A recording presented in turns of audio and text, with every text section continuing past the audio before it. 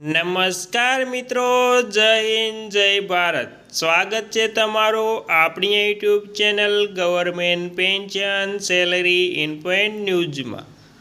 તો મિત્રો, આજે આપણે વાત કરવાના છીએ કે ગુજરાત રાજ્યના 65 વર્ષ ઉપરના વૃદ્ધ પેન્શનરો, વિધવા મહિલાઓ, વિકલાંગ વ્યક્તિઓ માટે જે તેમના માટે નવા લાભો અને તેમને મળશે એક ફોર્મથી ₹4000નો ફાયદો।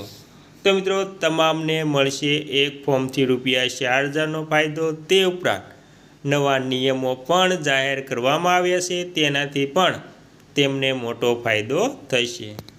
તો મિત્રો, હવે વિધવા મહિલાઓ, વિકલાંગ વ્યક્તિઓ અને પેન્શનરોને કેવી રીતે ફાયદો મળશે, તેના માટે શું છે નવી પ્રક્રિયા અને તેને એક ફોર્મ ક્યાંથી લેવાનું છે, તેથી તે ફોર્મ ભરીને સબમિટ કરી શકે અને કયા કયા રાજ્યોને લાગુ પડશે તેની તમામ વાત મિત્રો આજે કરીશું। તો મિત્રો, જેનો આધાર નથી એવી નિરાધાર વિધવા મહિલાઓનો આધાર છે વિધવા પુનઃસ્થાપન આર્થિક સહાય યોજના છે, જે વિધવાને એટલે કે વિધવા મહિલાઓને સહાય ન મળે હોય તેવી મળવાપાત્ર લાભાર્થીઓ બહેનોએ ગમે ત્યારે સહાય માટે અરજી કરી શકે છે। આ યોજના અંતર્ગત અગાઉ પતિના જે મૃત્યુ થાય છે ત્યારબાદ 2 વર્ષ દરમિયાન આ અરજી કરવાની રહેતી હોય છે। રાજ્ય સરકારે તેને સરળ બનાવી તેમાં ફેરફાર કર્યા છે। એ મુજબ આ યોજનાનો લાભ નિરાધાર વિધવા સ્ત્રીઓ ત્યારે સંબંધિત તાલુકાના મામલતદાર, પ્રાંત અધિકારી અને કલેક્ટર કચેરીથી વિનામૂલ્યે અરજીપત્રક મેળવી અરજી કરી શકે છે।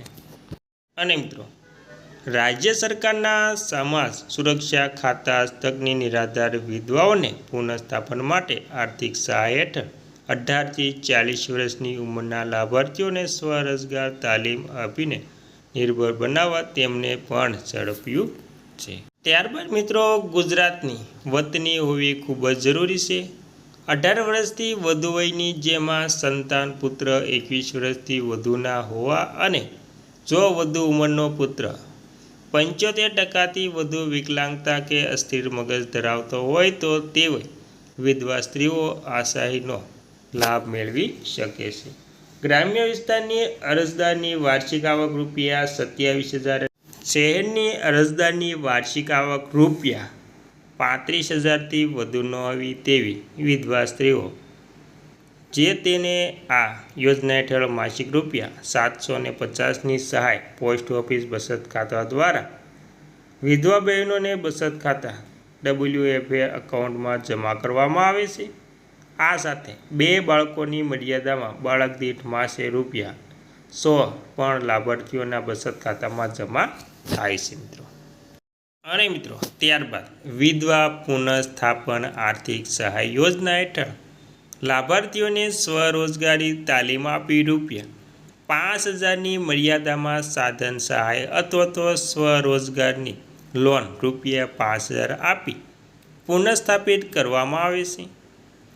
આ જીવન મળવાપાત્ર આ સહાય લાભાર્થીઓના પુત્ર 21 વર્ષનો થતાં અથવા તો નિયત વાર્ષિક આવક કરતાં વધુ આવક તેમજ પુનઃલગ્ન કરવામાંથી બંધ કરવામાં આવે છે।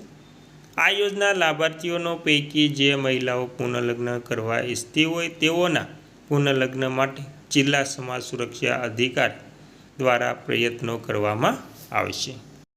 અને મિત્રો, ત્યારબાદ તારીખ 1/4/2008થી વિધવા સહાય યોજનાના લાભાર્થીઓને રાજ્ય સરકારની અકસ્માત જૂથ વીમા યોજના હેઠળ ₹1 લાખનું વીમા કવચ આપવામાં આવે છે।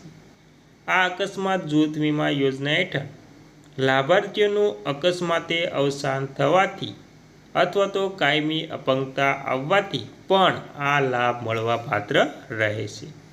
આ અકસ્માત જૂથ વીમા યોજના હેઠળ લાભ મેળવવા જિલ્લા સમાજ સુરક્ષા અધિનિયમ કચેરીનો સંપર્ક કરવાનો રહેશે। અમદાવાદ ખાતે આપના બજાર બાલ દરવાજા ખાતે લાભાર્થીઓ સમાજ સુરક્ષા અધિનિયમ કચેરીનો સંપર્ક કરી શકે છે। ટૂંકા ગાળામાં સ્વરોજગારી લક્ષી તાલીમ માટે પણ આ કચેરીનો સંપર્ક કરી શકાય છે।